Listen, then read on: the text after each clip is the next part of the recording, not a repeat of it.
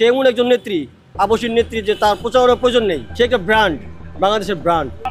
পারবো না, বয়স শেষ। হ্যাঁ, অবশ্যই ইনশাল্লাহ পারবেন। কেন আল্লাহ তাআলা তাকে সুস্থ করছেন জনগণের জন্য, জনগণের সেবা করবেন, জনগণের পাশে যায় ভোট চাবেন। তার শরীর যদি ওরকম অ্যাক্টিভ থাকে অবশ্যই সে প্রচারণা করবে। শরীর অ্যাক্টিভ না থাকলে সে বাসায় থাকবে, চেকআপে থাকবে।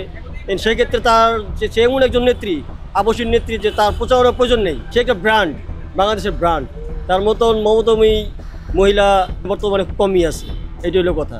দেশপ্রেমিক, সে একজন দেশপ্রেমিক মানুষ। সেক্ষেত্রে তার প্রচারণার প্রয়োজন নেই। এইভাবেই 3টে আসনে পাশ করে আসবে। হ্যাঁ, 3 আসনের মধ্যে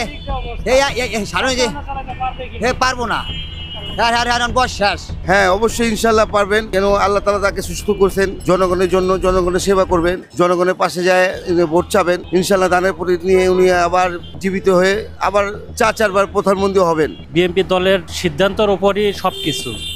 এখন ম্যাডাম খালেদা জিয়া অসুস্থ, এখন দল যেটা ভালো বলবে সেটা সে করছে।